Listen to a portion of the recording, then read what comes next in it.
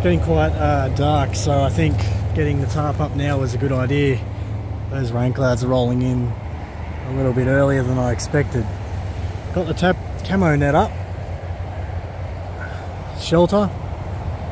This is a really dodgy setup. Honestly, I did a really terrible job here. So this tarp actually is supposed to hang underneath the hammock, and I was looking at it the other day going, oh, it's the same material, I'll just use that as a tarp. Didn't test it out. These things here, I was attaching this originally, and that just totally pulled it through. As you saw in the video, I took a lot of time fiddling around, and it's slightly too short for the actual hammock, so if we get a bit of rain, it's going to just come down here. I could move it a little bit, but honestly, it's only just covering at that end anyway. So my best bet is probably to maybe raise these corners and have it a little bit open more. Chuck my bike under here. But I'm going to go have a quick walk and see whether this camo net's actually doing anything or drawing more attention. Let's have a look. Good to be back out though. Now, up there you can just see a fence about probably 5 metres away from me. Private land. So we're definitely not going anywhere near there. We've got the M1 motorway. I'm only about 1 kilometre or 2 from the last spot that I stealth camped at. Just on an old on-ramp. I thought I wanted to come back to this area because I wanted to get up into the trees. I want to be closer to the actual road. In sight of the road. That's my idea. Alright, let's get over here. I don't want to too close to the road. Stand behind the tree.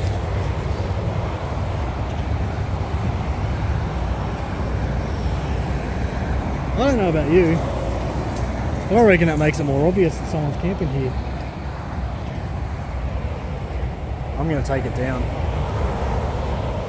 That just stands right out, hey? I mean, I'll use it to cover my bike later on, but nah, that's no good. I'm going to take it down. I'll be back. Well, I think I'm going to get rain a lot earlier than I originally expected. It's getting quite dark out there, and it's only 4 o'clock. It wasn't supposed to rain till midnight. Yeah, this may be a little bit uncomfortable, this camp, to be honest. Firstly, we've done a really dodgy setup. With a shelter that's probably not going to keep me dry. In a very noisy location. And it's a bit risky too. I mean, anyone looks up. I drove past here yesterday. You look up, you can see right in. I'm just banking on no one looking up. Particularly the cops, they do come around here a lot. In fact, I don't know if you can see it from here. I don't want to go too far. Just down there, there's a little turning lane in the middle of the motorway. Cops quite often sit there to speed trap people. That's probably where he got that truck from early in the video. So,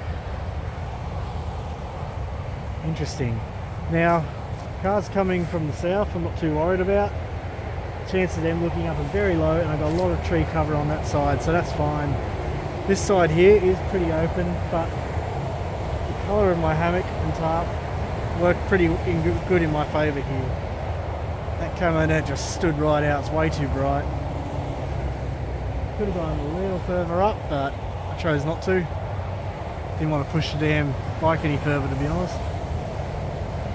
Good trees here anyway. So this is not a knot tying channel or how to set up a tarp channel. Do better than I do. Everyone does better than I do. That was one of the dodgiest setups I've done, and that's saying something. I think it's time to have a beer. Today we're drinking Pirate Life South Coast Ale. It's a pretty good beer. I've had this a few times before. Pale wheat oats carapils. Yep, pretty typical pale ale. Yada yada yada. Who cares, it's beer, let's drink. Try not to spill it in the hammock this time.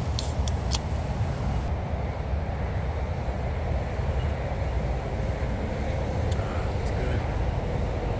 That's good. My shout out this week, I want to give a shout out to another member of the Stealth Camping Alliance. This video is out to the Canadian Beaver. Scott, he's a top bloke. These videos are hilarious. Anyway, he's a good bloke. So So check out, if you haven't already, the Canadian Beaver on YouTube, part of the Stealth Camping Alliance. He's a good bloke. Cheers Scott, cheers everyone else, cheers Stealth Camping Alliance.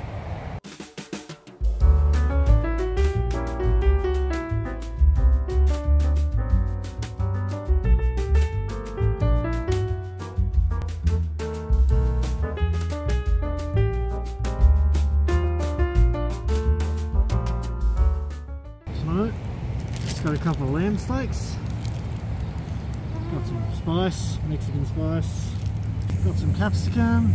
The hot plate is looking very precarious. I'd say I got a good chance of losing my dinner tonight. What I'm going to do, I'm just going to put some beer in the bag, chuck some spices in, of course they're not coming out, chuck a bit more in, why not, a whole bunch. Going to seal that and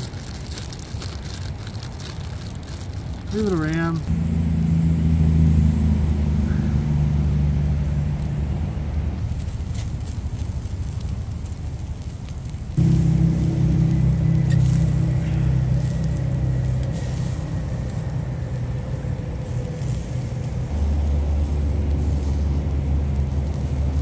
Go in there. Alright, that's looking pretty nice.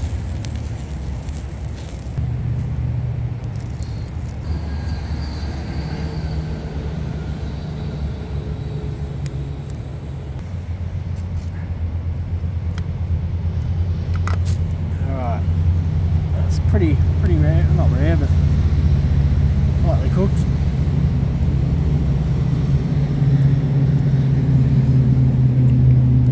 That is lovely.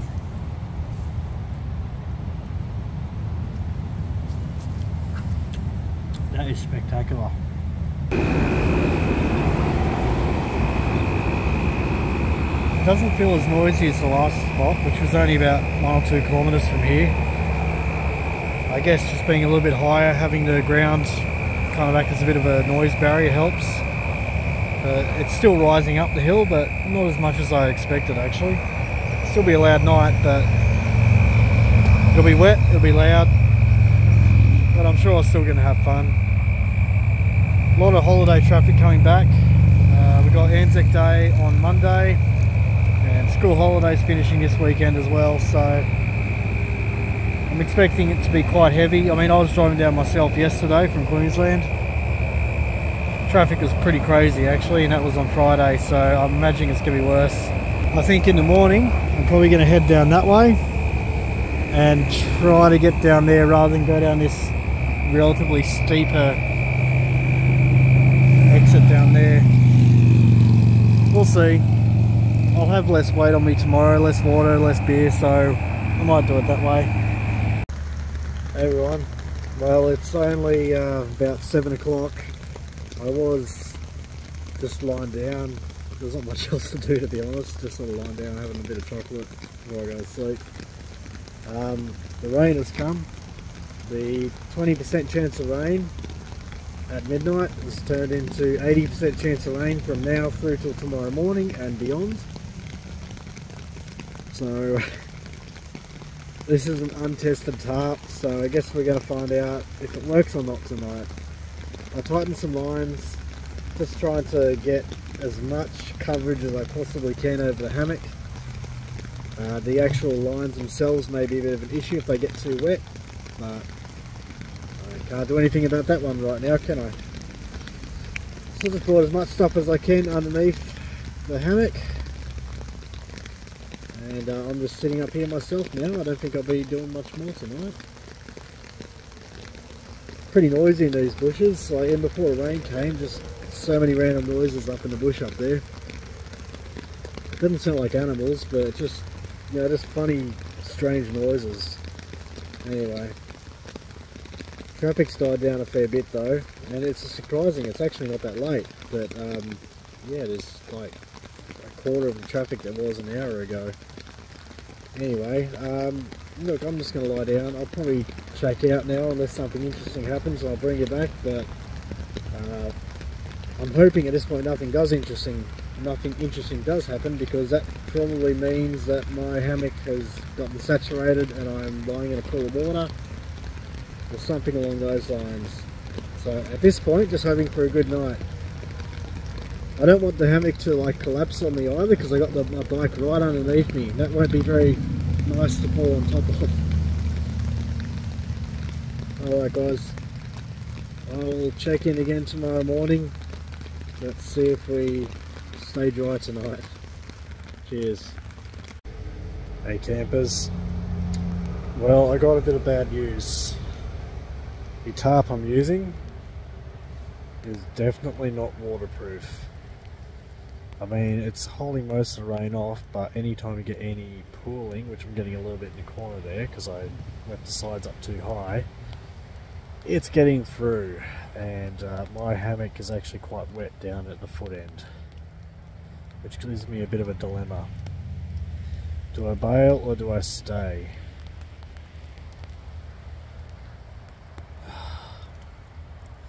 I mean, looking at the weather forecast, it's going to be raining all night.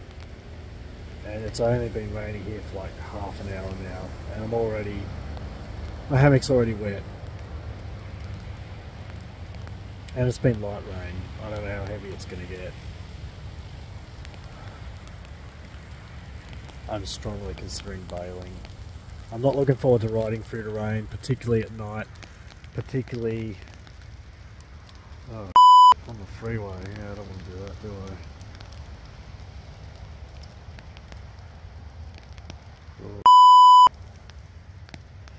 Honestly, I'm in a bit of a position here where I'm not really covered for waterproofing, and I don't really have an exit strategy for this weather.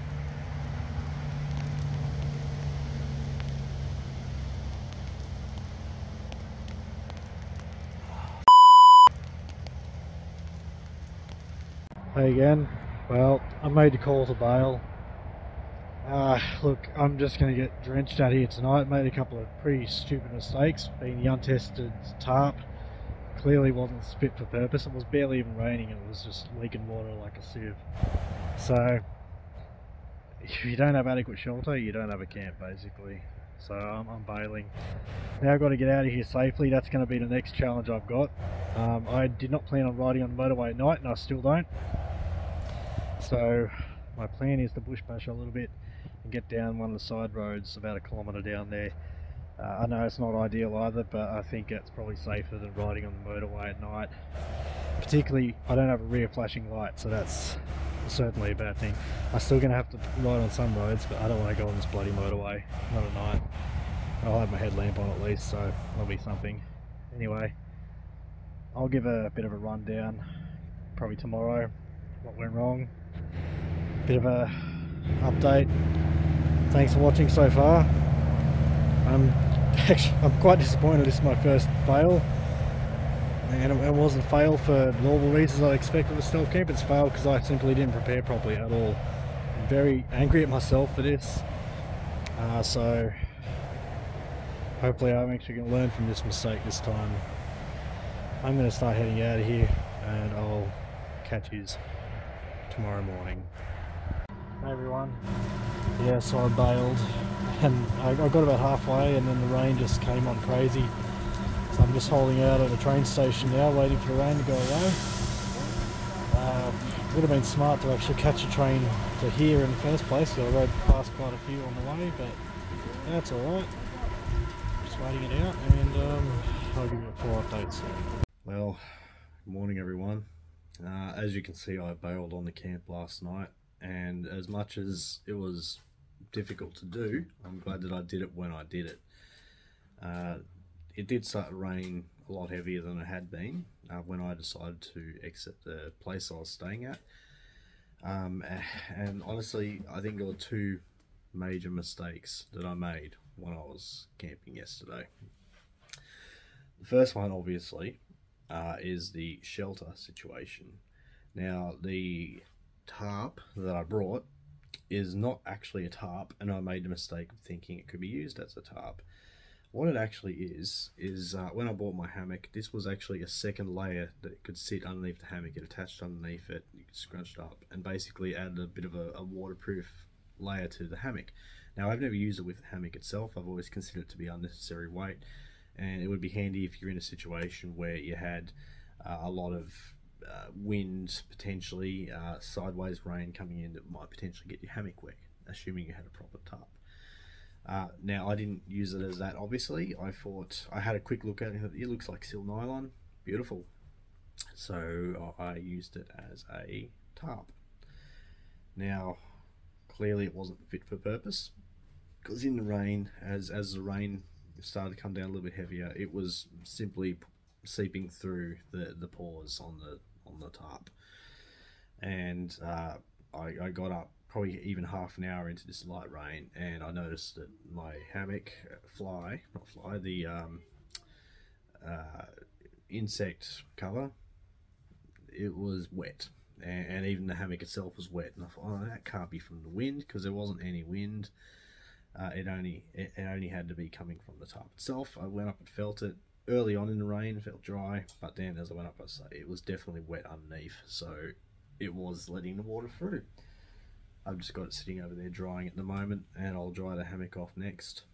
Don't have a lot of room for drying stuff inside these days, especially when it's raining outside. So anyway, so the shelter situation was my first mistake. I won't be making that again. I do have several tarps, some of which I made myself, and I do hope to get some of those into some of my videos at some point. The only problem with the ones I made is one is too small for hammocking, and the other one is suitable, but it is a big tarp. So it's not really good for stealth. It's actually better for lying in a bug bivvy on the ground, which I've also made. Just haven't had a chance to use it in any videos yet. So shelter, obviously, sort that out. Secondly, the second mistake I made, and this is something I touched on probably my first video, always have an exit plan. And whilst I thought that my exit plan was I've been seen by someone dodging, I had to run away really quickly, yeah, that's all well and good. But last night I didn't have a proper safe exit plan, and I didn't even think about it until I needed it, which was a problem. Where I was camping was just off the M1 motorway. It's heavy trafficked, and even riding on it in the daytime to get to my spot, I didn't like doing, but I was not going to ride on that road at night. That was simply out of the question. Way too dangerous. And on top of that, what made matters even worse was my rear bike light went missing. So I didn't have any flashing light behind me on the bike at all to get out of there last night. That was a concern. That was why I basically made the call to bush bash my way out. Now, I know there was a small road that passes under the motorway about 1 kilometre from where I was staying. And it seems easy enough to get there. You just basically follow the motorway down and get through. But the bush gets very thick the closer to the road you get, and it would be basically impenetrable. Now, when I scoped this site out a couple of weeks ago, there is actually a small council easement that comes off this road, which runs up a fire trail up the mountain behind me. I had to find that fire trail, and I had to do that without trespassing in the private land that was next to me. So that was a bit of a challenge.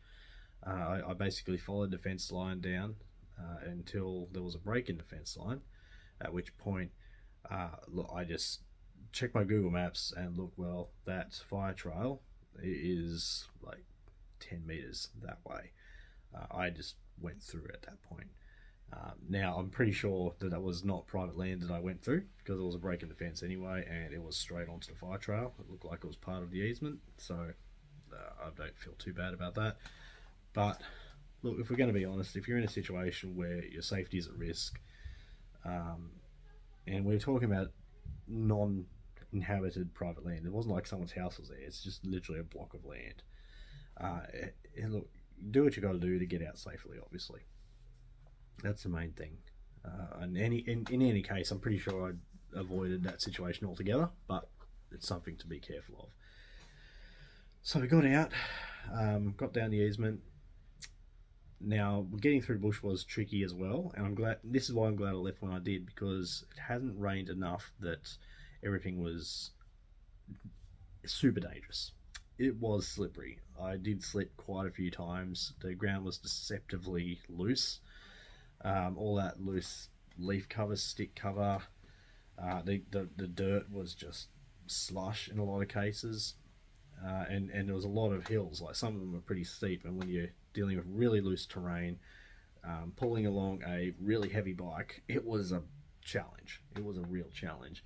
I was constantly just had my hands on the brakes on the bike, just trying to use that as some form of control, and even that was difficult, especially when the heavy loaded rear end of the bike sort of lost a little bit and might swing one side, and before you know it, that's tumbling down the hill and you're trying to stop it whilst also trying to stop yourself sliding down. It was interesting, but I did get through all right unscathed. As far as I can tell, everything came through with me unscathed. I haven't really done a full inventory check since I got back. I just pretty much just got home and I watched a bunch of Stealth Camping Alliance videos last night, because I haven't caught up for about a week or so now, so it was good to see a bunch of videos that had come up. So anyway, we got out, got onto this side road, and I knew the back way to get home basically, so I took that. I still felt bad riding without that rear flashing light. It's night. There was no moon last night. There was no street lights pretty much anywhere I rode, so it was dark. I had my headlamp on to give myself light, and I kind of use that for illumination for safety purposes as well. If I could see a car come behind me, I'd make sure that I'd look around a few times just so I can definitely see that someone's riding up there. And I kept as far to the left as I could, riding in the really dodgy part of the bike lane, where there's all sticks and rocks and probably nails and screws, but no punches. Got lucky. And about halfway riding home, it just started bucketing down, like real heavy rain. The kind of rain, if I'd still been in the under that tarp, I would have just been soaked through anyway. So yeah, I got totally soaked through riding home. Didn't really have any wet weather gear, but at that point I didn't really care. That was probably the least of my worries, was just getting wet on the ride home. I did make a bit of a silly choice and decide not to take the train at some point, which would have cut a significant portion of my ride off, because I rode past train stations and it crossed my mind at the time, and I thought, nah, it's all right. Got home and I threw the tarp up on the rack over there just to dry out, and it looks like it's actually pretty good now. So I'll just continue the drying process today, mainly the hammock, the down quilt, but the bike pannier racks that I have did a fantastic job, and looking inside, for the most part everything's actually dry inside there that didn't get exposed to the rain before I put it in, so I'm pretty happy about that. So we've got a few things that work. So the pannier racks work. I'm not a big fan of the clips. I feel like I'm going to snap them at one point when I'm out on a ride, so I'm probably going to have to come up with a solution in case they do snap, but they work for now. Bike worked alright. So shelter, exit plan, and I failed both of those pretty significantly last night. That's something that I'll be working on in future, and I'll advise you to always have if you're doing a stealth camp. Anyway, that's all for me, guys. Thanks for watching. I hope you enjoyed this video. I enjoyed it up until the point where I had to exit. It's a good spot, it really is. It was a little creepy actually at night, because there was a lot of noises in the bush behind me, and I just started to wonder, maybe someone's camping on their land, or doing a bit of hunting or something. But in the end, that was the least of my concerns. And look, I'll see you guys on the next one. I'm not sure when that will be, but I do have a couple of spots scoped out ready to go when I do get a chance to go, and I'll hopefully sort those situations out and won't be using that hammock cover thing as a tarp next time, unless I'm sure there's going to be no rain. Alright, keep it basic, and I'll see you around. Stealth Camping Alliance. Stealth Camping Alliance. Check it out.